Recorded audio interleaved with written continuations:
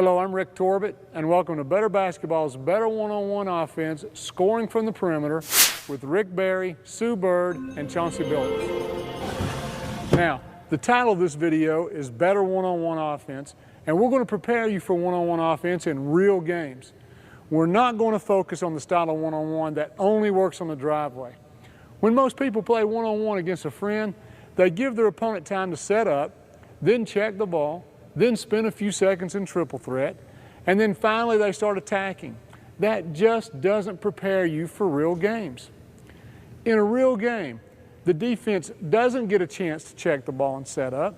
The offense gets a max of 5 seconds to put the ball on the floor, or it's a violation. And most importantly, if you don't attack immediately, you're giving the other 4 defenders a chance to set up and get ready to stop your penetration.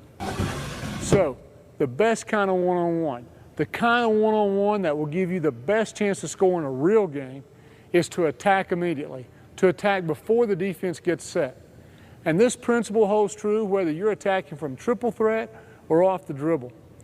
And so, the goal of Better One-on-One Offense is to give you the best opportunity to score by teaching you how to quickly read the defense, react immediately, and to use the most effective move possible for that situation. Now, Better One-on-One Offense is divided into 8 chapters. Chapter 1 examines the triple attack tools, laying a foundation with the triple attack position, choosing a pivot foot, the quick draw, shot fake, head and shoulder fake, and drive fake. The techniques of first step explosion in Chapter 2 will make your first 2 steps past your defender as quick as your physical abilities will allow. Chapter 3 develops the defensive reads along with the offensive reactions from a triple threat position. Chapter 4 trains you not only to handle tough defensive pressure, but also how to take advantage and make the defense pay for pressuring you. Chapter 5 examines the reads and counters available to you when you're in the mid-range, including the 1-2 pull-up jumper, the hop, and the hop back. The finishing techniques in Chapter 6 will give you moves to counter recovering defenders, help defenders, and even shot blockers. Chapter 7 will simplify the defensive reads and offensive moves when you must go one-on-one off the dribble. In Chapter 8, we look at attacking the basket from a ball screen. One-on-one can become one-on-two with the number of reads doubling as well. And finally, you'll get a chance to learn from some of the best perimeter players to ever lace them up. The theme of this video is how to attack the basket from the perimeter once you have the ball. The goal of the video is to give you a sense of freedom and confidence that you can score no matter where you receive the ball, how you receive the ball, or how the defense is playing you. We're going to go way beyond just a bunch of random moves. Instead, we're going to analyze exactly what you should do based on how your defender plays you. You will learn how to read the defender and react in the most efficient and effective way possible. And in keeping with the tradition of Better Basketball, I'm going to start with the basics and move in a logical, step-by-step fashion until you have the total package. If you're going to get the most out of this video, you'll need to take the information from this video and move it from your brain into your game. Now granted, you'll see some improvement just by watching this video a few times. But to acquire all the skills, you need to be aware of the typical learning progression that 99% of us have to go through in order to transfer new knowledge into a new habit. If you're aware of this progression, you'll be less likely to become discouraged when you haven't mastered everything in the first 24 hours. If you know the steps it takes, then you can hang in there until the skills are a part of your game. Here they are. The first step is acquire the knowledge. See and understand the techniques to be acquired. That's what you're doing right now by watching this video. The second phase is the mechanical phase. That's a nice way of saying that when you try a new technique, it looks awkward and you feel mechanical. So it's okay to slow down and repeat the technique or move until you can perform it properly. No one likes to look awkward and mechanical, but don't worry, it's only a step towards becoming smooth and polished. With repetition, the mechanical becomes smooth and coordinated, and you're ready for the third step, the speed phase. Here, you can begin to work on speed until you can perform the technique quickly and efficiently. It becomes a true habit, something instinctive that looks natural, and you can execute at game speed without thinking. You might think that you're done at this time, but you're not. What good is learning a move if you can't apply it at the right time and in the right situation? You must learn to read and react to your defender. The next 2 steps will train you to make the proper read on your defender so that you can react with the right move at the right time. The first read and react step is to get a defender to play along and give you time to think about what moves to make depending on his or her position. There are no tricks by the defender. He just picks the position and you take your time to make the proper read. It's not live and it might not even be at game speed. Once you know the proper reads, the second step is to move your reaction to game speed, even though the defense isn't yet live. Successful repetition is how you build confidence. Your parents, your coach, your trainer, or your friends can tell you to be confident. They can even demand that you be confident, but you won't be confident until you can put successful repetitions under your belt. Now you're ready for the final step, game experience. Don't be timid. You've outworked your opponent. You deserve success. Now, maybe you've never looked at learning and improving this way. Maybe you've been tossed into a league and expected to gain skills and confidence simply by game experience. Well, playing is always better than not playing, but the first steps of development have been skipped. How can you expect your house to withstand the storms if you don't first lay a solid foundation and take time to build layer upon layer of infrastructure? If you try to take a shortcut, you'll eventually meet a level that will expose your weaknesses. It may not show up until the Olympics, but trust me, if there's a weakness, your opponents will find it. So if you're going to build habits into your game, then let's build the right ones the right way. Now, in keeping with better basketball tradition, without wasting any dribbles, it's time for you to read and react. Let's get started with better one-on-one offense scoring from the perimeter.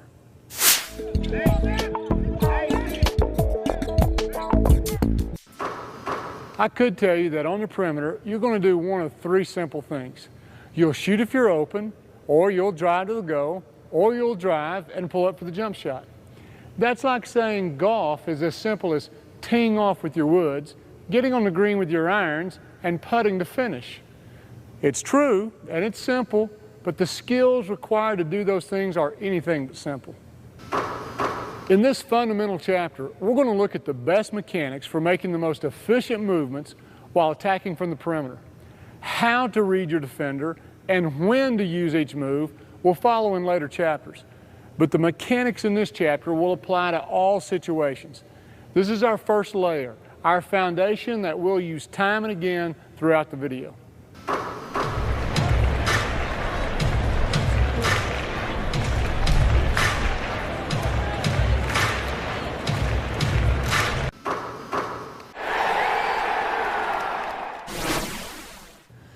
If you've grown up on a basketball court, you've probably heard coach after coach talk to you about getting in triple threat. But I don't want you to think about being a threat. I want you to think attack. So we're going to call it triple attack. What is triple attack position? It's the athletic stance that all athletes take when preparing to move quickly, when they don't know which direction the game's going to take them. Just think about a linebacker getting ready for the snap, or a shortstop for the pitch, or a wrestler ready to pounce. It's knees bent, feet shoulder width apart, back straight, hips bent, and bump out. Your head, knees, and feet should be in a vertical line. You can check yourself by looking down. Your knees should cover your feet, except for your toes. Add the ball in your shot pocket with hands in shooting position, and you have a triple attack position for basketball. Why start in triple attack position? Because this stance allows you to attack with a pass, or a drive, or a shot, without any adjustments to your stance. The position affords you maximum balance and optimum explosion with your first step. We'll look at how triple attack position helps your first step in the next chapter. Now, if your feet are too wide or too close together, or your knees are too deeply bent or not enough, you'll not have the best balance or best chance to move quickly. The game is more physical today than it's ever been, and to lose this athletic position anytime or anywhere gives the defense an edge and puts you at a disadvantage. So where on the court do you get in triple attack? The where is just as important as the how and the why. Obviously, you're on the perimeter, but more importantly, you're in your scoring range. Let's define that as the distance where you can hit at least 50% if left unguarded. Think of it this way. Your scoring range is that distance from the goal that when you have the ball and you're sighting the rim to shoot, the defense moves in close enough to stop your shot. Now, if that never happens to you, then you need to become a better shooter. Smart defenders who know you can't shoot will never move in close enough for you to drive past them. Finally, how do you get into triple threat? There are only two ways. Use the hop by catching the ball with both feet in the air, or use the 1-2 where your pivot foot is already planted as you catch the ball and you square up with the other foot. Regardless of which method you use, I want you to be able to use either foot as a pivot foot. We demand that players use both hands to dribble, and we demand post players be able to pivot with either foot, so why limit yourself to a permanent pivot foot? If you're able to use either foot, you can read the situation and pivot with the foot that will work best for the move you need to use. I'll give you two examples. You're on the wing with an open stance to the passer. Regardless of which side of the floor you're on, you can do whatever the defense dictates. Let's say your man plays off. You can catch and simply pivot square up for the shot on either side of the floor. And second, let's say your defender plays tight. You can use the reverse pivot and attack in the other direction, regardless of which side of the floor you're on. If you always pivot with the same foot, two of these four options wouldn't be available to you.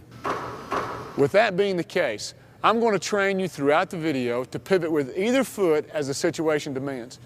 When you have the choice, you can choose.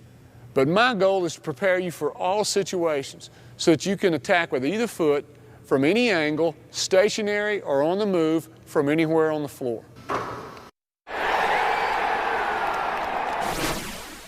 Is this player being guarded? Yes. Is the shot being defended? No.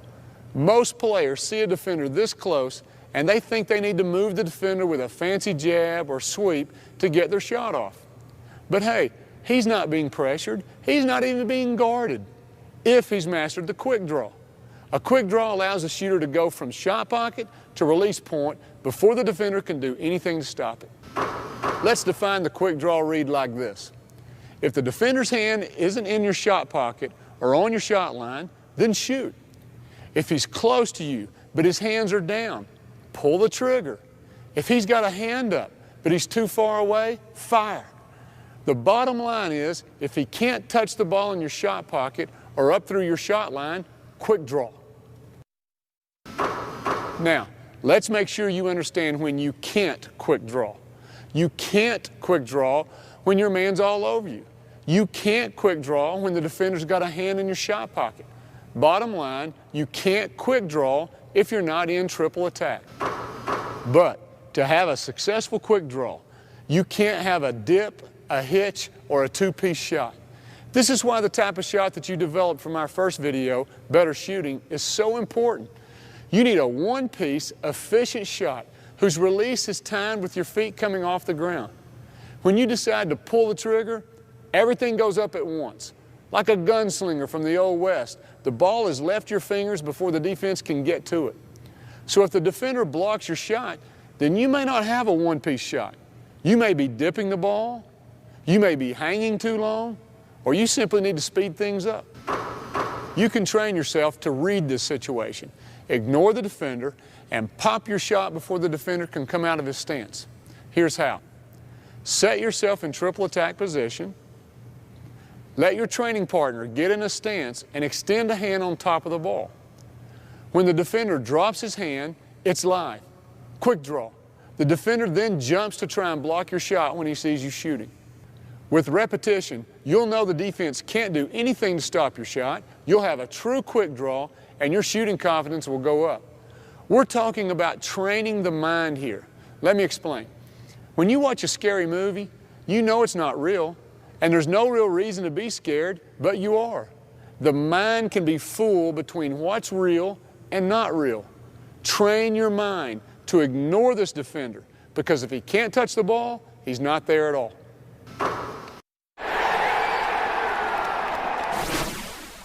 The shot fake assumes that you can make the shot if left unguarded. Again, let's not overlook the fact that if you can't make the shot, then your shot fake will be useless. I'm not talking about believing that you can make it. I'm talking about having a reputation of hitting the open shot. Only then will you draw a defender closer to you when you fake the shot. That's why I cannot emphasize enough that you must become a good shooter. That's why Better Basketball's first video was on shooting. You can't be a single threat, a penetrator, or a double threat, a passer and a penetrator.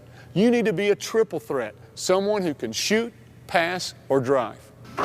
Now, we all know a good shot fake when we see it. A shot fake is meant to draw a defender closer in order for you to drive around him. If you shot fake too quickly, then he can't see it and react to it. So slow it down. Think slow shot fake, but quick drive. As you develop your shot fake, don't try to do too much. Less is more and simple is best. Just take your normal shot motion and stop short before the ball gets to your nose. Don't raise up and come out of your triple attack position, or you'll lose the ability to be explosive. You might find it helpful to get in front of a mirror and see if you can sell yourself with your own shot fake. While you're there, take your shot fake to another level by giving the illusion that you're raising up with your shot. When you shot fake, lower your butt at the same time. When you rip the ball down, you'll still be in an explosive stance. Now, the shot fake should go no higher than your nose for two reasons. First, you don't want to block your vision of the goal or the rest of the players.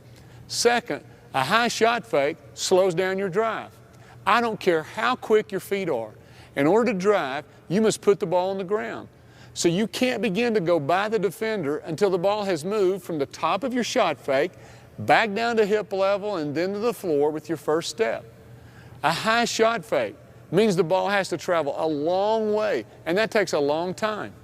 A shorter shot fake means shorter distance and shorter time.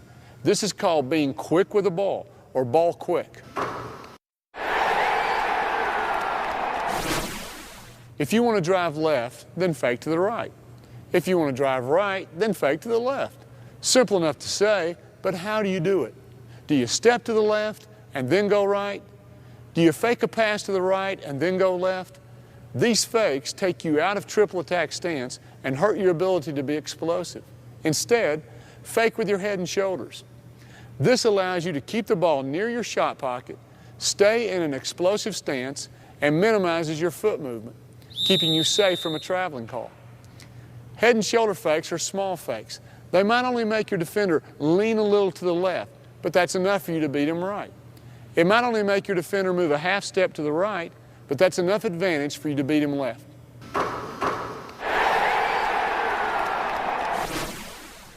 The shot fake is used to pull a defender in so that you can drive.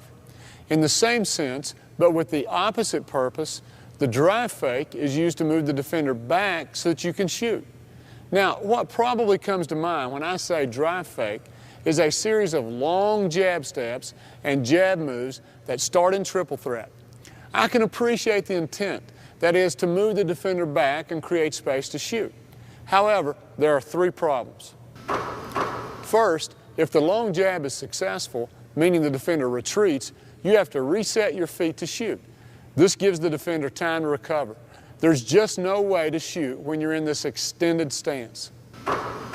Second, if you overextend that jab foot, you lose your chance to be explosive. In fact, that's the subject of our next chapter. Third, any kind of excess foot movement seems to elicit a traveling call from the officials. That's why I haven't mentioned faking with a jab step to the right in order to drive left or vice versa. Some players mix a short jab with the head and shoulder fake and are very effective and get away with it. But for the one player who effectively fakes with his feet, I see 10 players turning the ball over with a traveling call. Now, there are two possible reasons that foot fakes could lead to so many traveling calls. It could be the game is moving faster and quicker, which makes reading your feet more difficult for the referees. Or it could be that in the last decade, players' footwork has gone from bad to worse. Whatever the reason, I'm simply being pragmatic when it comes to faking with your feet. You're risking a traveling violation. So, with that being said, is there a drive fake or a jab that can be used? One that keeps you in an explosive stance and enables you to quick draw? You bet. If your jab goes no further than your normal shooting stance, triple attack position, then you can shoot without any adjustment to your stance. Your jab has backed the defender off and you can quick draw. Now, I'm not looking for you to use this move over and over to get off your shot. Hey, when you back that foot up, a good defender might eat up that space and keep you from getting back into triple threat. So don't look at this as a move from triple threat. Look at this as a way to get into triple threat when you're catching a pass in an open stance. Let's look at 3 examples. Waiting 1 pass away with your pivot foot planted toward the goal and an open stance to the passer. Perhaps you were intending to catch the ball square to the goal, but the pass is thrown behind you. You're trying to shorten your distance to the goal by dragging a foot while catching the pass. In all these cases, you have to pivot and square up as soon as you catch the ball. So why not make your pivot square up look like a drive? Jab your foot right to your shooting stance or triple attack stance.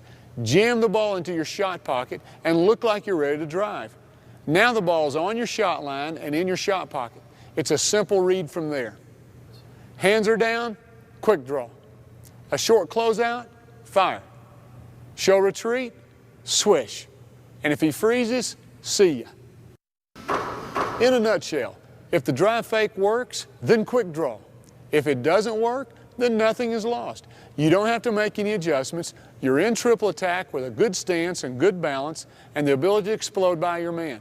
How do you blow by him? That's chapter 2.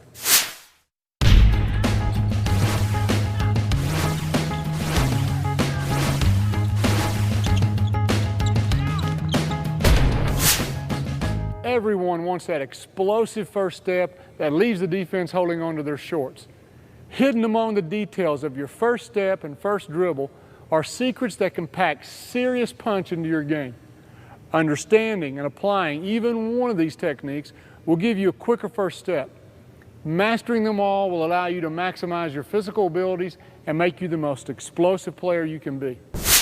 The first step to becoming quicker is to make sure your mechanics are efficient. To do this, we must break your motion down step by step so that you can correct any wasteful movements that might slow you down. Most of this chapter is explained in terms of an open step and a cross step. Let's define them first. If you drive in the direction of your attack foot and leave your body open to the defender, it's an open step. But if your attack foot crosses your pivot foot, it's a cross step.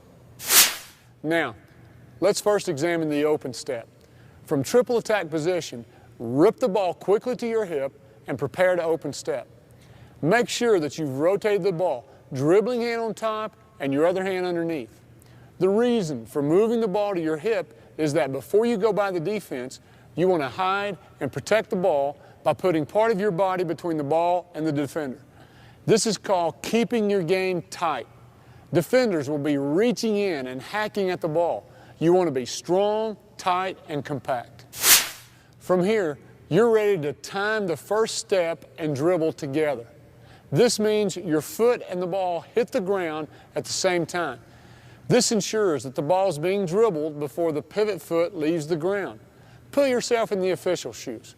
Referees must make a split-second decision, and I've always believed that it's made not on what they see, but what they think they see. And when they see your first step and the ball hitting the ground at the same time, they know your pivot foot has not left the ground too early. So, time the first step and dribble together to ensure a legal move and no travel calls. Place the dribble outside of your foot for 2 reasons. First, you don't want to dribble off your toes. Second, with the ball on the outside of the leg, it's farther from the defender and your leg is being used for added protection. Reach out with your non-dribbling hand, your inside arm, as if you're going to shake hands with someone. I'll explain why later in this chapter. Now, let's take a look at the cross step. Again, rotate the ball on the way to the other hip so that your dribbling hand, in this case the left hand, is on top of the ball. As your attack foot crosses over your pivot foot, again, time the ball hitting the floor with your foot hitting the ground. Reach out and shake hands with the inside arm. We'll turn this movement into one smooth motion that slices like a knife. But first, let's maximize your quickness and explosiveness by improving your biomechanics. I've spent a lot of time talking with the best speed people in the world. Speed, quickness, and explosion are not just about who has the strongest muscles. They're also about using the movements that best allow you to maximize your quickness. You must recruit the right muscles with the right movements to reach your explosion potential. Let's apply this science to your first two steps. To start, let's take a look at the open step. The leg that you're pivoting with will initiate the first explosion. This is the foot opposite the direction you want to go. Your hip, quads, and calf all come into play, but the most explosive muscles are located in your glutes.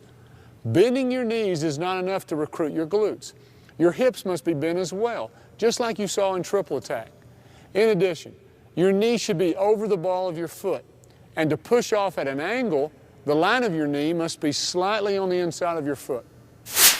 How your first step hits the ground is crucial in determining how explosive your first two steps are. Let's look at two principles. First, don't step heel to toe. If the only part of your foot to hit the ground is the ball of your foot, you'll immediately explode into your second step. Think of it like the difference between a jogger who runs heel-toe and a sprinter who stays on the balls of his feet. Second, your foot should hit the floor directly below or behind the line of your knee. In other words, your shin should be at an angle of less than 90 degrees with the floor. This, combined with your chest stuck out and your head over your knee, allows you to recruit the glutes a second time. Now, when players cross-step, they don't seem to have a problem with these mechanics. The shin strikes the ground at the correct angle, and with the head over the knee, the glutes are recruited for maximum explosion. But problems seem to occur with the open step. Many players are so eager to beat their defender with that first step that they take a really long stride to get completely by their man. And the longer the step gets, the slower the rest of the move becomes. No amount of practice will make it better. You must first understand what you're doing wrong before you can fix it. Let's look at why you slow yourself down with an extremely long open step. When you take a long first step and your foot hits the ground in front of your knee, the shin forms an angle greater than 90 degrees with the ground. Your glutes are not recruited as your heel hits the ground first. In fact, this is actually the motion you'll use to stop, not to explode by your defender. So to compensate, your hamstrings must now pull your body forward until your weight is back to being over your knee, the point where your glutes and quads can be used. Your hamstring is weak and slow, and you even stand a chance of hurting it when you ask it to pull your body forward in this manner. So, to get the most out of your open step, shorten it slightly. Strike the ground with the ball of your foot and get your head and chest over your knee with your shin angled less than 90 degrees with the ground. Now you'll recruit your glutes for maximum explosion. It's a well-known fact in track that sprinters use their arms to explode out of the blocks. In the same fashion, I want you to use your arms and the added weight of the ball to explode in your first step past the defender. When you're creating momentum, using your arms and a 1.5 pound ball can make the difference, and that's our third explosion factor. You learned in the first section of this chapter to bring the ball from your shot pocket to your hip. Then in a separate movement, you learned to time your step and dribble together. The purpose of this section is to blend those two steps into one aggressive, momentum-gaining motion. Your feet cannot move any quicker than you can move the ball from your shot pocket or the top of your shot fake into the first dribble. To visualize this, think about painting the letter C with the ball. When you circle tight and use a violent rip into your first dribble, it will help shift your center of gravity and get you quickly into your first step. This is the very definition of being ball quick. Now, when you blend this small circle movement of the ball with a head and shoulder fake, you get the best of both worlds. A more effective fake in one direction combined with a more explosive drive in the other direction. In a similar manner, The ball can be used to gain momentum when you're sweeping the floor and using the ball to punch your way past the defender.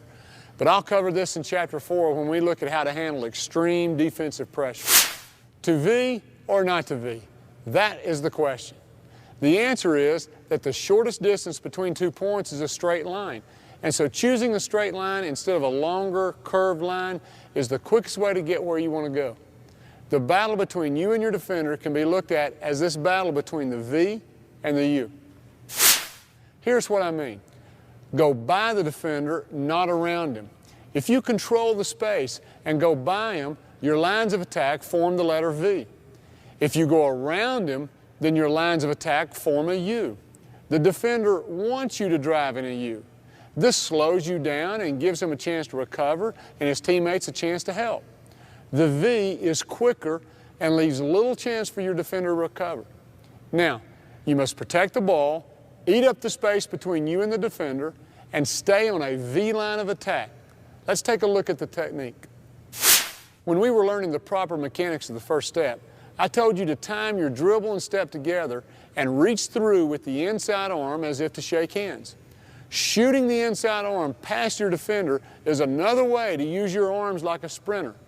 It helps to shift your weight and momentum and assist the explosion. Watch it being done going right with an open step and a cross step. Now going left, open step and cross step. To control the space and stay on your V line of attack, imagine that the only door to go by your defender is here. The lock on the door is located at his hip, and the key to open it is your inside arm and shoulder. So reach through the keyhole and shake hands on the other side. Control the space as you go by. Brush his hip with your arm and shoulder to make sure you're eating up the space. Now you're guaranteed to be taking the most direct line to the basket.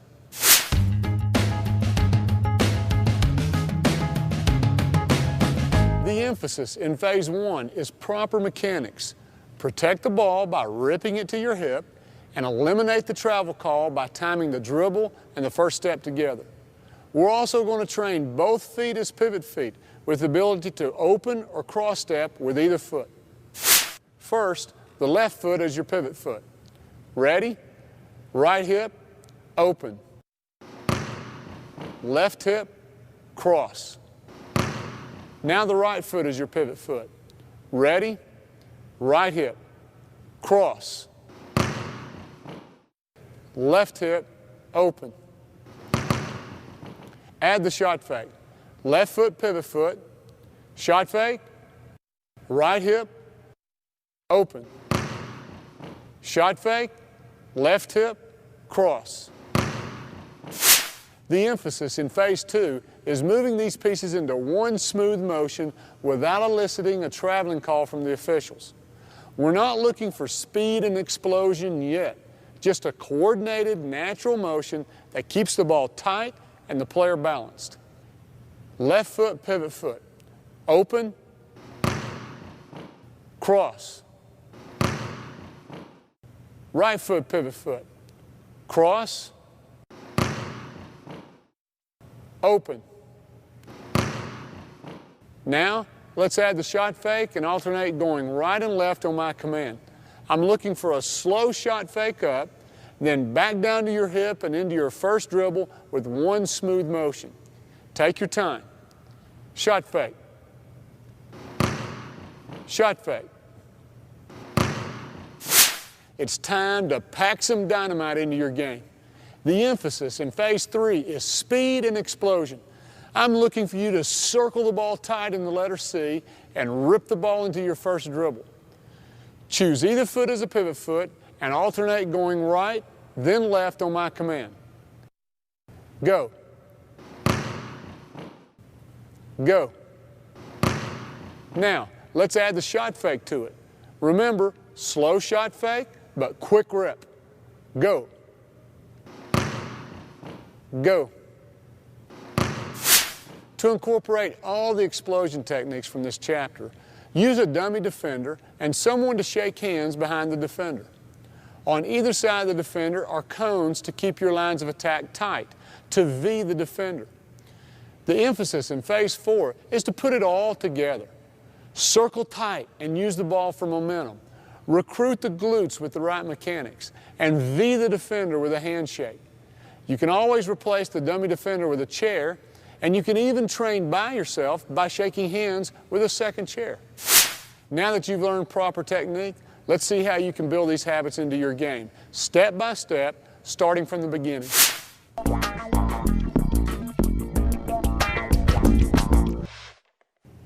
The situation is one we're all familiar with, whether it's a neighborhood challenge somewhere on the asphalt, or you're facing a defensive all-star in the World Championships in front of millions of people.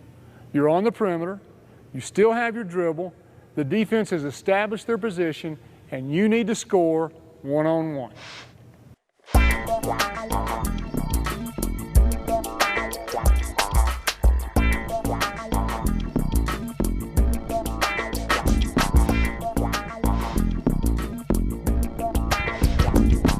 Can the defender touch the ball in your shot pocket?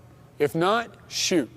He knows you're a threat to drive, and he doesn't want to give up penetration. So he's playing off you to give himself time to react and cut off the drive. He's giving you the open shot, so take it. Remember, if he can't touch the ball, then he's not there at all. Quick draw.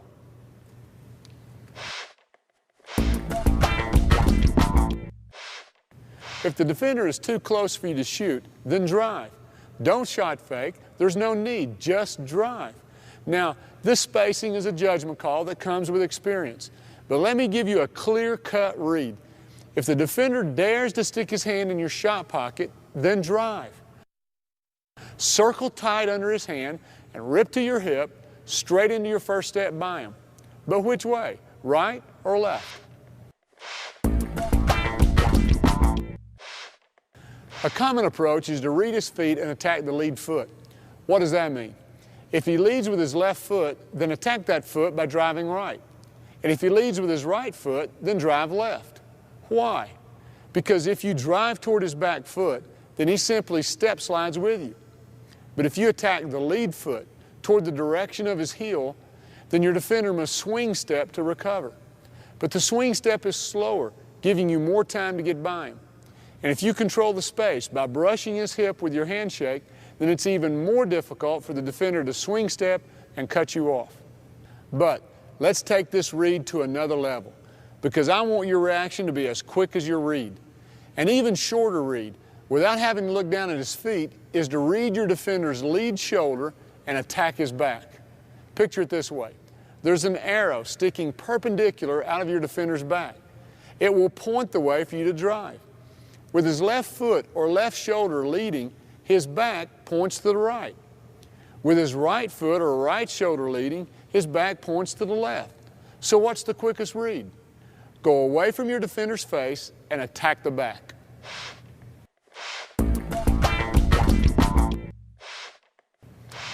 Okay, so if there's space to shoot, quick draw. And if his hand is in your shot pocket, drive. But what if your defender's found a middle distance that keeps you from being able to make a clear read? Your shot fake could draw him into driving range. Any movement by your defender to close the gap between you is a drive read. Go.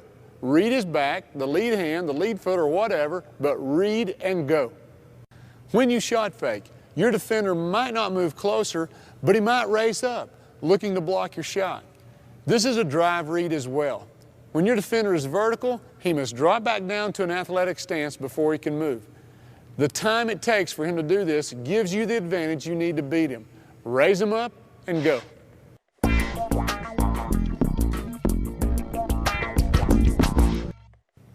Let's summarize. If he can touch the ball in your shot pocket, drive. If he can't, quick draw. If you're not sure, draw him closer with a shot fake. But there's another possibility. What about the situations where your defender plays too far away for you to drive, refuses to be drawn closer with your shot fakes, and you don't want to take the shot that's being given to you? Now, why wouldn't you take the shot? Well, maybe you've caught the ball outside your shooting range, or you're having a bad shooting night. Perhaps your defender's in foul trouble, and you need to take him to the rack and draw the foul. Whatever the reason, you'll have to close the gap and attack the defender off the dribble. Attacking from the dribble is covered in Chapter 7.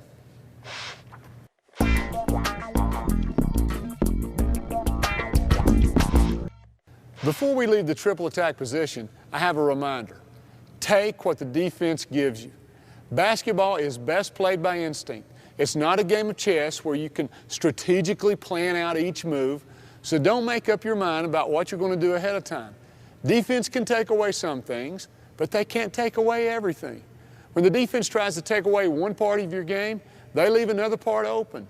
Read and react accordingly and take advantage. Now, when it comes to spacing, there's one situation that remains to be covered: extreme defensive pressure.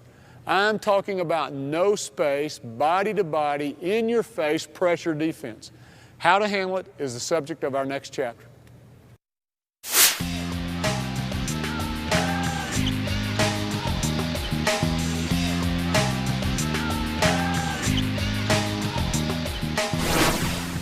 Defenders like to get up in your grill for lots of reasons. One of them is to force you out of your triple attack stance so that you cannot attack the way you learned in the previous chapter. This is a good way to define defensive pressure. You're unable to get in or remain in triple attack position. Another reason defenders get up in your grill is to create turnovers. These turnovers are usually a result of the offensive player not knowing what to do with the ball or his stance when the defender plays tight. Well, this chapter will teach you how to react to the pressure and protect the ball while putting yourself in a position to attack and make the defense pay for playing you too tight.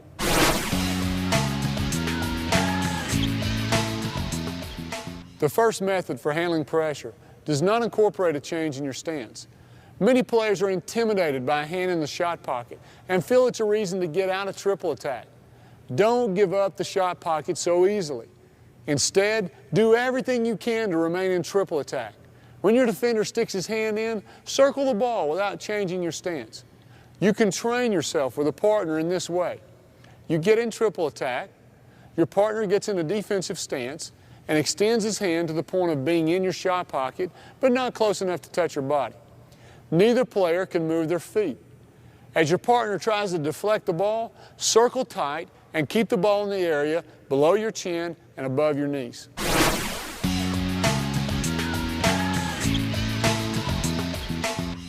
Second, the defender can pressure you square up, directly between you and the goal and close enough to touch your body. You must protect the ball. There's no space to circle tight. There are two ways to attack.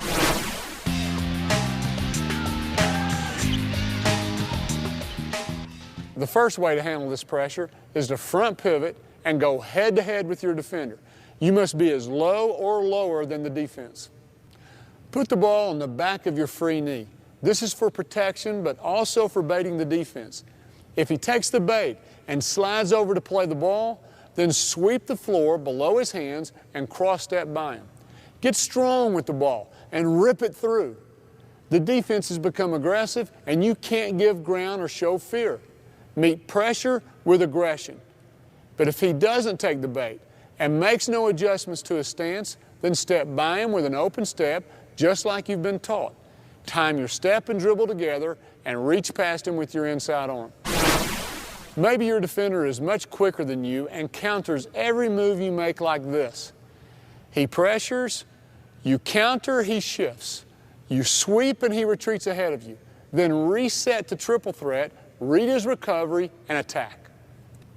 Now, the sweep is a scoring move, but if your defender's ultra quick, you might not get a chance to put the ball on the floor. But that's okay. You haven't given in to his pressure. You've returned to triple attack position, the position you wanted in the first place. Some players use the sweep a lot. They'll rock the ball back and forth and mix in a few foot fakes. This is an attempt to move the defender, to make him dance, shift his feet, and change his position until an opening is created. As you become creative with this move, don't take it too far. Don't overstep so far that you lose your ability to explode. Keep your game tight. Never be far away from triple attack in case there's space to shoot.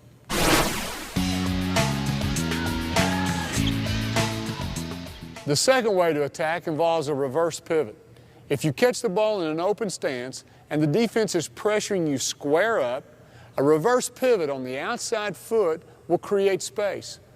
As you reverse pivot, sweep the floor in the space created right into an open step past your defender. Now, if the defense adjusts to your sweep, then you can re-sweep with a cross step and go by him in the other direction. And just like in the previous section, if you sweep and your defender adjusts, and you re-sweep and he gives ground, reset the triple threat, read, and attack.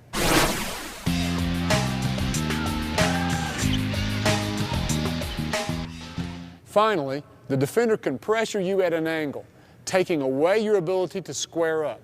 He's belly to belly with you, crowding your ability to use either of the previous moves. This time, reverse pivot on the inside foot.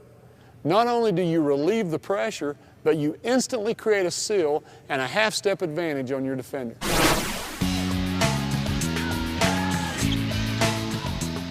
Besides relieving pressure, the reverse pivot is meant to seal your defender behind you. When you pivot, point your foot toward the goal. This will complete your seal and give you a straight line of attack to the goal. If your foot lands at an angle, it's a sign you've not made a complete pivot or a complete seal. As a result, your first step will be shorter and the defender can recover.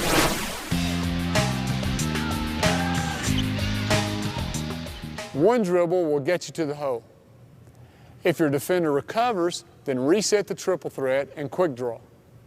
If he tries to eat up the space, consider that you're now in triple attack.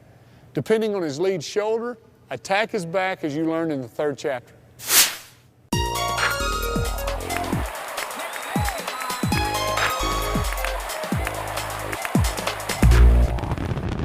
Regardless of whether you sweep the ball, attack from triple threat, or beat your man off the dribble, once you've taken that first dribble, there are decisions to be made in the mid-range. The mid-range is the area between your first step from your pivot and finishing at the goal. To be effective, you must continue to read your defender while reading help defenders at the same time. But we'll discuss how to score against help defenders in Chapter 6 on finishing. For now, let's dive into the hop back, and pull-up jumper, your weapons in the mid-range. If you don't make it to the goal, you'll probably shoot a pull-up jumper. But before we look at the defensive reads that dictate when you should use the pull-up jumper, we need to examine its footwork. There's always been a lot of discussion about whether you should shoot from a 1-2 or a 2-foot hop. Well, that's really not the question, because there are advantages to both. So the real question is when to use each one. Let's get into it by first examining the 1-2. The primary advantage of the 1-2 is that it's the quickest way to shoot off the dribble. Starting our clock, the moment the ball hits the ground on the last dribble and ending when the ball is released, let's compare the amount of time it takes for a player to shoot from a 1-2 versus a hop. In basketball, that's a significant amount of time, enough time for a retreating defender to recover and block the shot. Now, I can't make you physically quicker, but I can teach you to be efficient, which will make shooting the 1-2 even quicker. When you shoot off the dribble going to your strong hand, don't catch the ball off the dribble and then set it and then shoot. That's too slow. Instead, push the dribble down a little harder than normal and ride it up with your shooting hand. Your offhand simply moves to the side of the ball and assists the upward motion of the shot. To stop your forward motion and go up straight, the foot opposite the dribble hand must put on the brakes. The foot strikes the ground heel first in front of your head and your knee. The angle of your shin with the ground is greater than 90 degrees when the foot strikes the ground. Notice the angles are the opposite of the techniques to explode from Chapter 2. Now, if you're at an angle to the goal, then point the toe of that foot toward the goal. Your heel puts on the brakes, your toe points the way to the goal.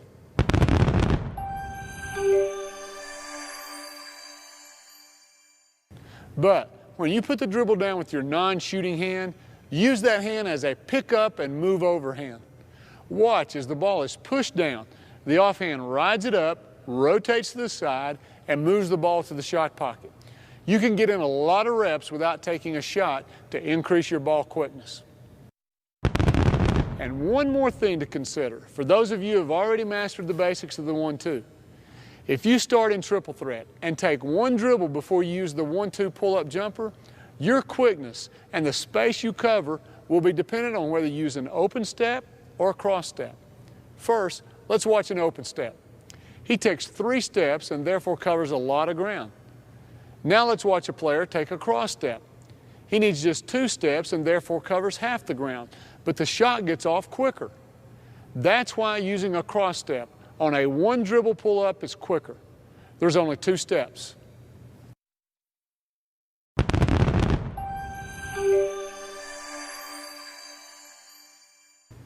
Now for the defensive read. Generally speaking, those players who seem to take the most advantage of the 1-2 are the great penetrators. Any movement toward the goal by a great penetrator forces their defender to aggressively retreat to the goal. And that's going to be your defensive read for shooting the 1-2 pull-up. During your first dribble of penetration, look for an aggressive retreat by your defender. He might still be beside you or already be ahead of you, but either way, he's turned to sprint and is out of his defensive stance. The 1-2 allows a shot to be on its way before the defender can change direction and contest your shot. Compare shooting with a 2-foot jump stop in this situation. An extra hop would allow the defender time to recover and block the shot. Before we examine the advantages for shooting with a hop in the mid-range, let's look at how to develop the footwork and defensive reads step by step. As always, we'll start with the basics as if you've never shot a 2-foot hop. And within a few minutes, we'll progress to the top level. Now, to understand the following defensive reads, you must first understand what I mean by beating your defender clean. If you beat your defender clean, then he's behind you, on your back, and all that's left is to finish your drive, depending on help defense. But this section of the video deals with what to do if you've not beaten your defender clean. That is, he's still on your side with a chance to block or change your shot. Now, how did this happen? Well, maybe your threat to penetrate was not enough to make him retreat aggressively and allow you to shoot the 1-2. Or maybe your defender overplays you to one side. In other words, he doesn't play you square, but forces you in one direction. Regardless of how it happens, you've not beaten your defender clean. Now, let's begin to build it step by step and develop your footwork, reads, and eventually your 2-foot hop.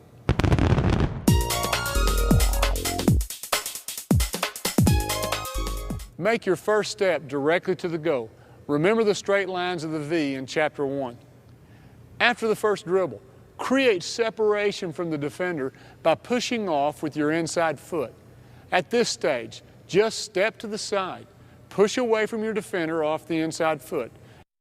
If there's enough space, then shoot.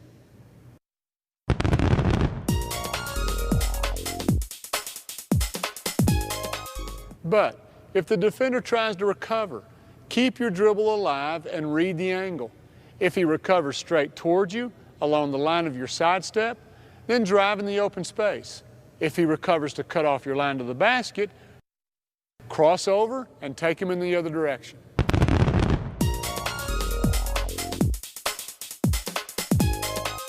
To develop the hop back, start out by using a simple step back at a 45-degree angle. Once your steps are coordinated and you're ready to cover more ground, get air under both of your feet and the step back develops into a hop back. But I don't want you to think, based on these steps of development, that the hop is always at a 45-degree angle. The hop might be at any angle, as you'll see in a moment. So, let's take a more detailed look at the hop's footwork, starting in triple threat. The foot that was used to put on the brakes when you use the 1-2 is the same foot that initiates the hop. It's the inside foot, the one closest to the defender. An open step from triple threat with one dribble means 2 steps, get both feet in the air, and land on 2. A cross step from triple threat with one dribble means 1 step, get in the air, and land on 2 feet. The time you spend in the air is used to prepare your shot. While in the air, get square to the goal and chamber the ball into your shot pocket. When both feet hit the ground, it's up and out with your shot. Now, that's how to shoot in a 2-foot hop. But remember, the reason to use it is entirely different than the 1-2. After you've penetrated into the mid-range, whether from triple threat or off the dribble, the defender hasn't turned to retreat and is still close enough to bother your shot. The hop is used to create space away from this tight defender in order to get off your shot. Compare this cross-step 1-2 with the same move and an added hop. Look at how much more space is covered. The hop not only covers more ground, but allows you to change direction and land wherever you want. For a top-notch perimeter player on the 3-point line, the hop back allows you to drive into 2-point land, but hop back outside the arc for the 3. This is more easily done with a cross step and is another reason to be able to use either foot as a pivot.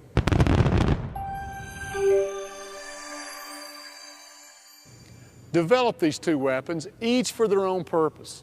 The 1-2 for the quickest shot off the dribble, and the hop to create separation from defenders. But before we leave this chapter, let's return to the case where you've not beaten your defender clean. There's another tactic to consider. Instead of hopping back to create space, lean in on the defender as you drive to the goal. Several good things can happen. As long as you don't push off with your inside arm, 99% of the time the foul will be called against the defense. As you lean in, your defender may give in to your pressure instead of running the risk of a foul. If so, you've now beaten him clean and cut off his line of retreat. If he rides you all the way to the basket, then you'll have to finish with a defender on you. But that's the topic of our next chapter, finishing.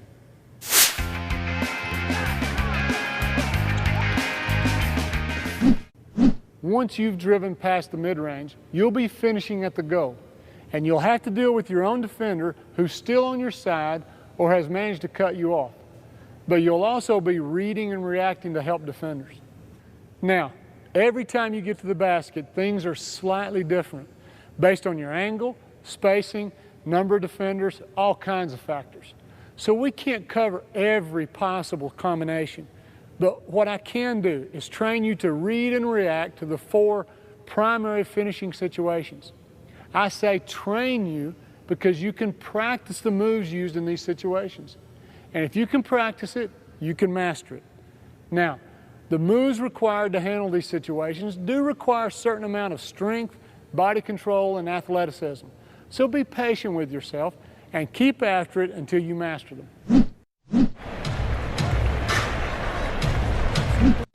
When you penetrate, the ideal result is that you beat your man clean. That is, he's behind you. Compare that to having only a half step on your defender. At the same time, you read that you can beat any help defender to the goal. This is the simplest of the 5 situations, and your main concern is to get the ball to the rim or in the white square as quickly as possible. The issue here is not power and going up strong, because there's nobody you need to go strong against. There's no physical contact. I don't even care which foot you jump off of or which hand you shoot with. I just want you to get there fast. Speed is everything, so don't slow down and go off 2 feet. You'll give defenders time to block your shot.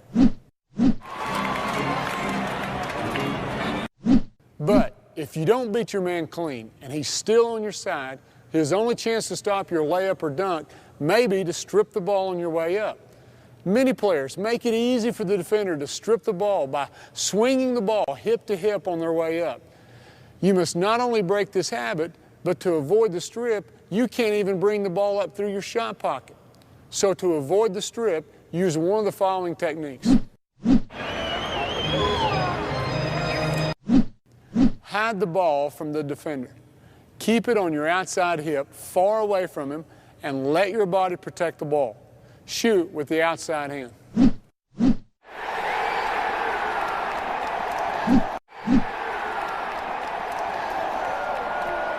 Turn your back to the defender so that your body is between him and the goal. Lay the ball up with your outside hand.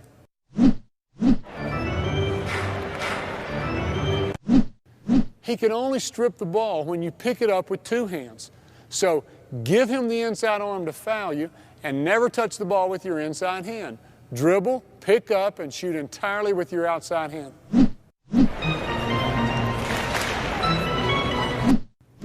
As you saw in the previous chapter, if you lean into the defender, he may give up the space in order to avoid the foul.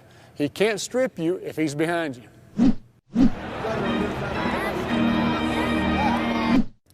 The third situation involves a help defender who's waiting on you, intending to take the charge. The defender's distance from the goal will determine your move. First, let's look at help defense near the goal, inside the lane. You must change the line of your drive and show the official that you're avoiding the charge.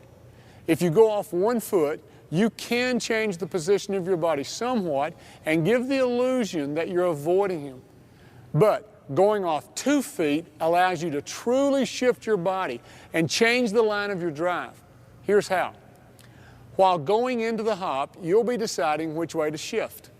The first foot to hit the ground should be opposite the direction you want to go. If you're going to shift to the right, land on your left foot first and shift your weight over your right foot. Your momentum is going to carry you by the defender. Extend and reach for the goal. Depending on your size, length, and athletic ability, you might finish the move with a finger roll, a teardropper, or recompose and shoot with 2 hands. But what if the charge taker arrives early and outside the lane? You can still get to the goal by hopping around the defender.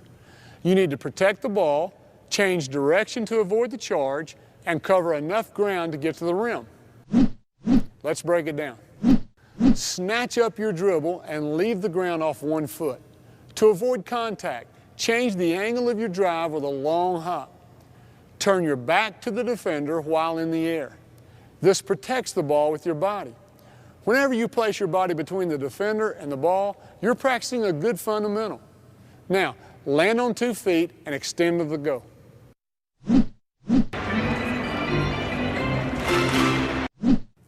In this section, let's look at 3 different situations in which you're going to encounter a shot blocker. First, he arrives late from behind you. Second, he arrives at the same time at an angle. And third, he arrives early and is facing you.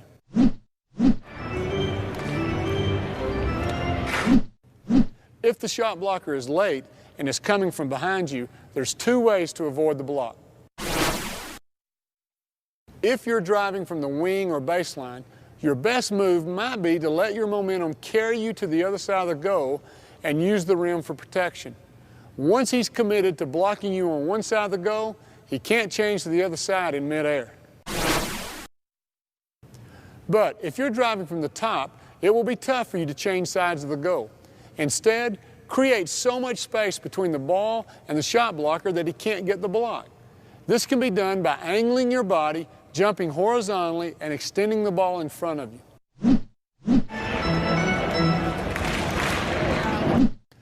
If the shot blocker arrives at the same time but not positioned on your line to the basket, then his angle is going to allow you a chance at a 3-point play. Don't try to avoid contact and lean away from the shot blocker. This gives him a better chance of blocking your shot, and you have less of a chance of scoring or drawing the foul. So here's how to finish and get the 3-point play.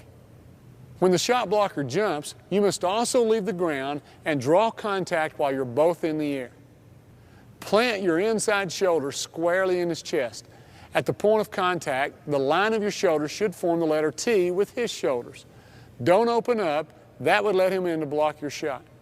With contact on your inside shoulder, you must shoot with your free hand, your non-contact arm. Most importantly, do not continue your drive straight to the goal because his contact will knock you off of the line of the drive. Instead, shift your momentum and jump into the shot blocker. This allows his force to straighten you up and keep you balanced and knocks you back on your line to the basket. But in extreme cases, the shot blocker's reach will allow him to block your shot whether you draw contact or not. In other words, you're going against a great shot blocker and you're just not going to get the shot off. So if you're not going to get the bucket, at least draw contact, get the foul, and get your points at the free throw line.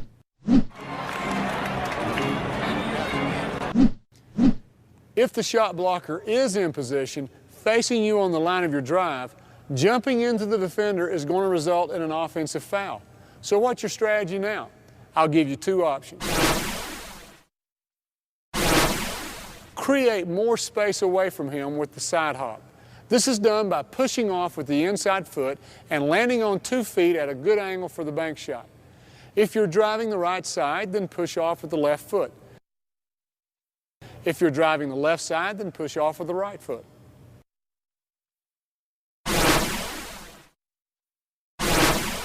The angle of your drive or the available space might not allow you to hop away. Then the teardrop or floater is the option to choose. This takes practice, ball control, and good shooting touch, but it's worth working on. Your dribble penetration takes you into the lane, but you cannot make it to the goal. After you pick up the ball, the help defense closes the gap. What do? I'll give you 2 moves that will still allow you to finish closer to the goal. Shot fake, and if he leaves the ground, up and under. Here's how. Shot fake above your head like a post player. Take the ball ear to ear, pass your hips by stepping through, and jump towards the goal. If you shot fake and he doesn't leave the ground but remains body to body, reverse pivot, spin and seal while you jump towards the goal. I'll give you one more option. Pass. Some players feel that just because they've beaten their man and gotten near the lane, they have to finish. But if you've beaten your man and drawn help, somebody's open. Don't think you have to finish. Be a complete player and consider passing. Who do you pass to?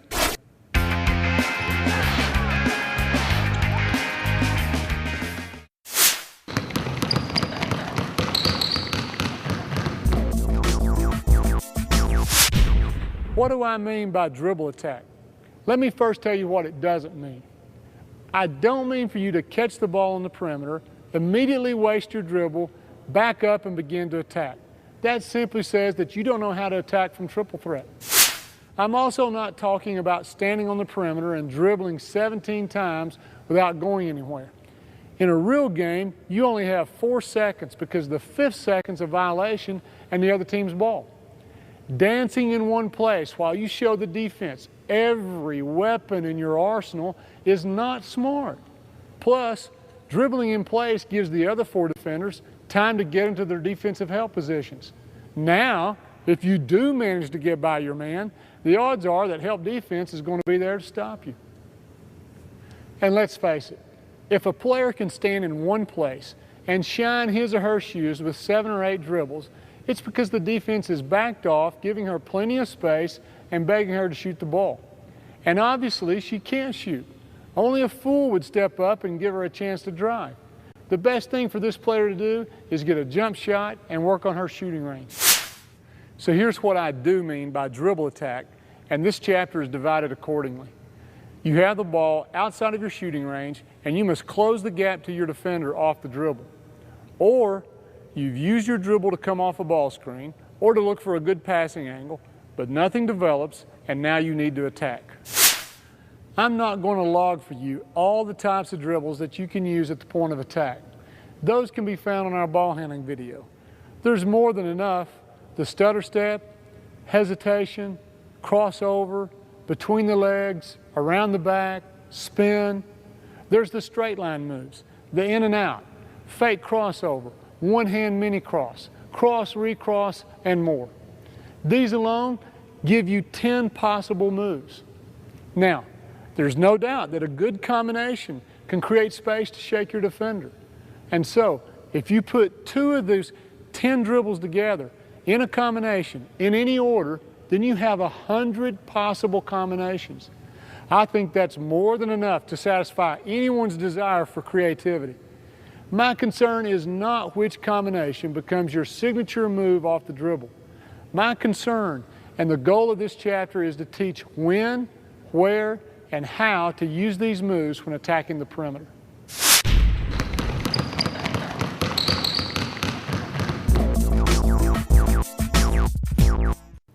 The first category is when you have space to face. You have the ball outside of your shooting range, perhaps even outside of what's considered the perimeter, and you must close the gap to your defender off the dribble.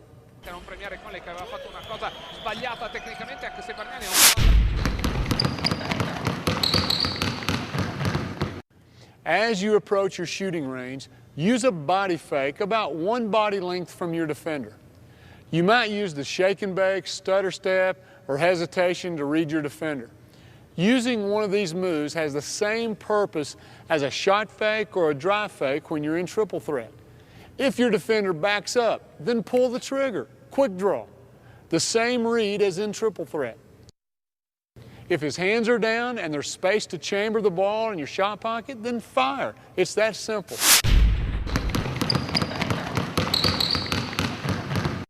If the defender freezes or comes out of his defensive stance, then you have the momentum advantage. Read his back and blow by him.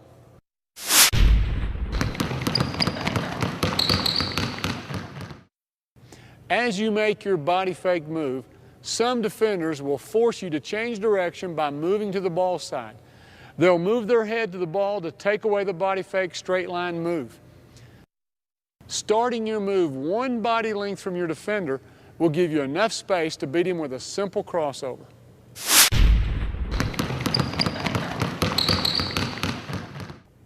But now you meet the savvy, experienced defender. He's forced you to change direction with a crossover or between the legs and anticipated your move. Then counter in the other direction with a recross or between the legs dribble. In fact, some players slow the first move down a little to let the defender see it and react to it, knowing all the while that they're going to quickly counter in the other direction. This is just like slowing your shot fake when you're in triple threat. Let him see it, let him react, and then attack.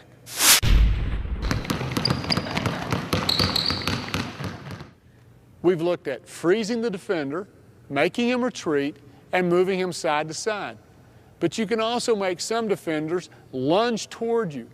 The dribbles that are usually used to do this involve some form of pulling back to give the impression that you're giving up space.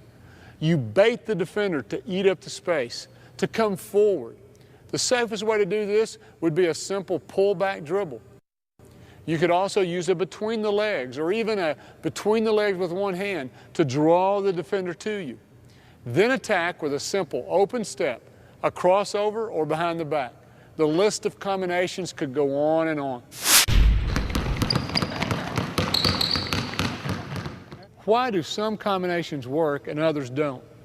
When is enough enough? And why do some particular combinations work for some players but not for others? Let's look at one example. On the first level, let's pretend that you beat your defender with a simple change of direction and change of speed by going between your legs. Level 2 occurs when your defender begins to anticipate this move. As a counter, you go between your legs to move the defender and back between your legs to go the other way. Now your defender's anticipation takes you to the third level. To counter his defense of your first two change-ups, you must go between your legs and back and then add a crossover. Now, notice the progression. It starts with one simple move between your legs. Only when he stops you do you come up with a counter until it finally becomes a fake within a fake within a fake. Experiment with as many as you want, but find one or two that really moves your defender. Don't take your eyes off the goal of a combination. Get him off balance, out of position, and then take advantage in the other direction. My suggestion is to keep your combinations simple to reduce your chances of a turnover. Simple usually means quick, and simple and quick means help defense has less time to adjust.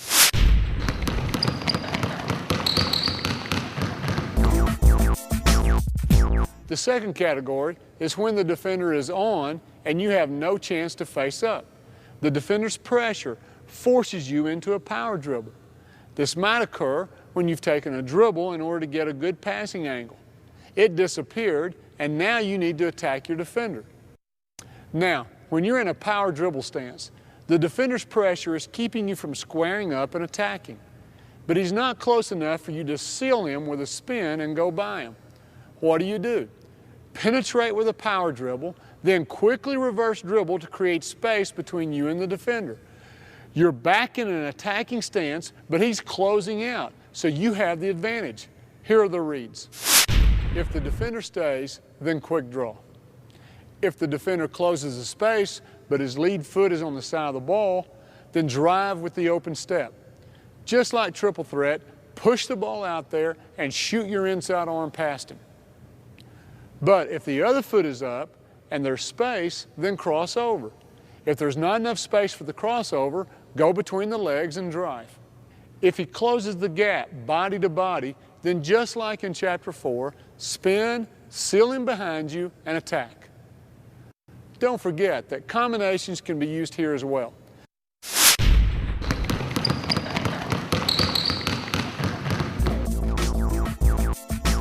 Keep your head up. Once you get a half step on your defender, usually shoulder to shoulder, you have other reads to consider. Where are the help defenders? Where's my open space to finish? How quickly is my defender going to recover, or have I beat him clean? Remember the reads from Chapter 5 in the mid-range, or moves to finish from Chapter 6. At this point, the content from all the chapters should be dovetailing together. And one more thing. The purpose of these moves is to make a play that leads to points on the board. I was told 35 years ago by my coach that if you don't score, your moves are for nothing. And that's still true today. Basketball is not an extreme sport. You don't get points for drawing oohs and ahs from the crowd. Paint your game with style if you must, but sign your name with points.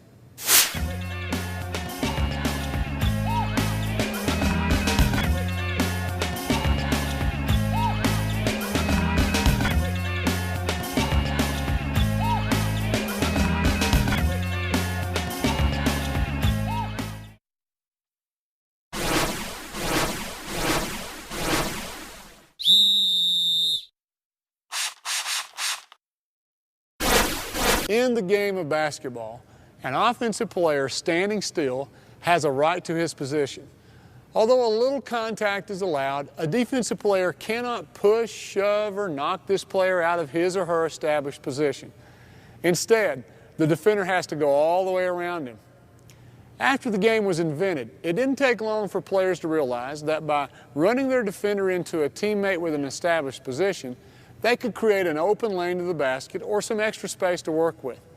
That was the thinking behind the original screen, and it still is today.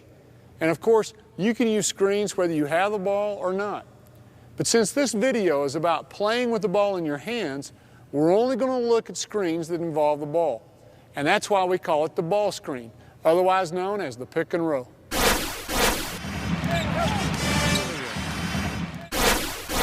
Consider that you can take advantage of the ball screen from triple threat or off the dribble, just like the one-on-one attacks you've seen in the previous chapters.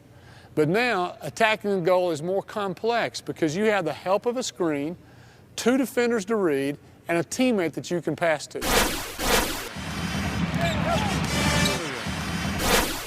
The key to scoring with a ball screen is your ability to read the adjustments made by the defense and then react with the appropriate move. Whether off the dribble or from triple threat, the reads and reactions will be the same. But before we examine your options, we must first lay a foundation of principles, techniques you must use regardless of how the defense plays you.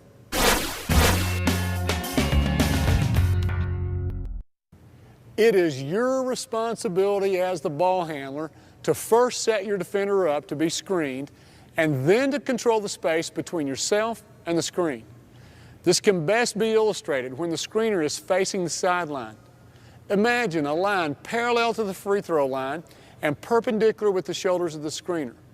This should form a giant letter T. When attacking off the dribble, you can set your defender up best by taking your defender below the line of the screen, that is, below the T. Now it's easier to control the space and hang your defender on the screen. A common mistake for ball handlers is to make the cut at an angle above the line of the screen. This gives your defender a chance to fight over the top and escape contact with the screen. It might even tempt your screener to help close the gap, but movement by your screener will result in an offensive foul most of the time. As you can see in the following clips, this principle works regardless of where on the court or at what angle your teammate sets the screen. Picture the T formed by the line of the shoulders and force your defender below that line.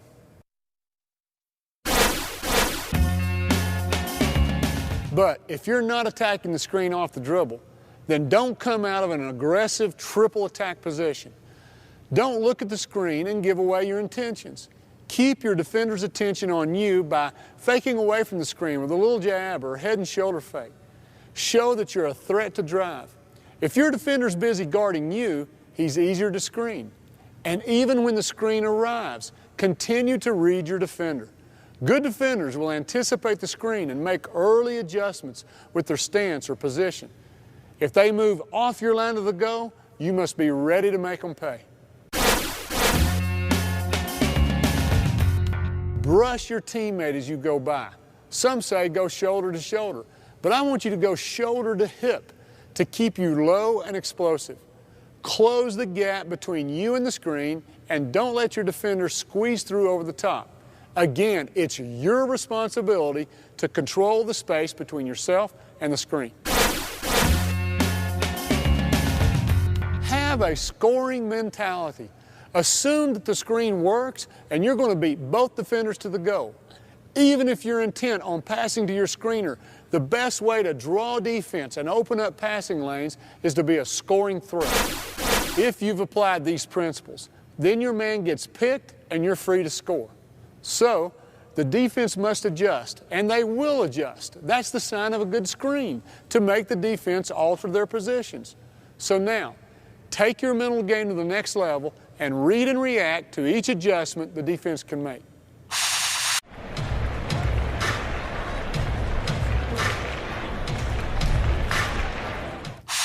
If your defender slides under the screen, shoot. By sliding behind the screen, his intention is to stop your drive to the goal. He's not worried about your shot. In fact, many coaches teach their defenders to fight under the screen because most players can't hit the pull-up jumper behind the screen. Here's another reason to become a great shooter. Make them pay for going behind the screen. After you hit a few, defenders will try to fight over top, and you'll have no problem running them into the screen. If the defense doesn't want to switch, then the defender of the screen will pull a show and recover move called hedging. The hedge has two purposes. First, it buys time for your defender to recover by forcing you to dribble in a wider arc than usual. And second, it prevents you from turning the corner and getting to the basket. So that's the read. How do you react? Don't let the hedge slow you down and don't pick up your dribble. Instead, create separation by going at least 2 dribbles past the screen. Opportunities will occur when each defender tries to recover to his original man. Either you'll have space to shoot, or you'll have a chance to hit your rolling teammate. If the screen defender hedges too far from the screen, and your defender is a bit slow getting around the screen, you'll see space between the hedge and the screen. Push the ball through and split the defenders. If both defenders double team you, then you must hit your teammate before the defense tightens the trap. This situation is covered in depth on our passing video. Get up and over with both hands, or pivot and wrap around with a bounce pass. Whichever you do, don't let the double team scare you into picking up your dribble too early. Keep your dribble alive until you can hit your open teammate. If there's a switch, then your options multiply. Let's look at the possibilities. If the defenders are content to simply switch and your teammate gets a good seal, then wrap your bounce pass around your defender for the score. If the switch forces a mismatch for your teammate, then get him the ball in the post area where he can take advantage. If the defender of the screen overplays you with a jump switch, pass in the gap. Be ready to use your dribble attack on a switching defender. Your screener might be prevented from rolling or flaring. Consider a pullback move of some kind to draw the defender to you. It's a good fade because it looks like you're giving up. When he moves towards you, go by him. Just think of all the moves and combinations from the previous chapter.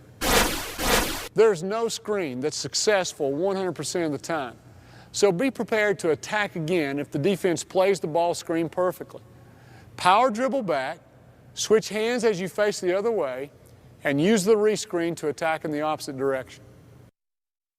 Difficile per Myers, ultimi 6 secondi dell'azione. Myers prova a costruirsi un tiro, va col tiro da 3.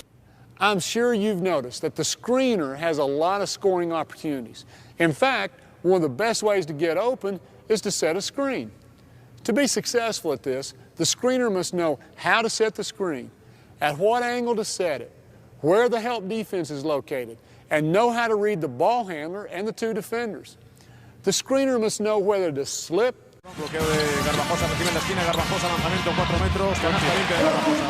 roll, Perse per Bodiroga, intanto Fucca invece continua. flare, Dopo l'20° canestro del giocatore ex Forza. or rescreen. L'azione della Benetton inizia adesso con il. But these are perimeter skills without the ball, and they're covered in our next video on playing without the ball. It's a natural complement and goes hand in hand with the video you're watching. Now, why should you consider playing without the ball? Because only one player out of 5 can have the ball at any given time. If everyone shares the ball equally, then you're going to spend 80% of your time without the ball. What are you going to do with all that time? Are you going to stand and watch like a spectator? Or are you going to move with intelligence and increase your chance to score? Find out and complete your perimeter skills with our next video on playing without the ball. Check for it at betterbasketball.com.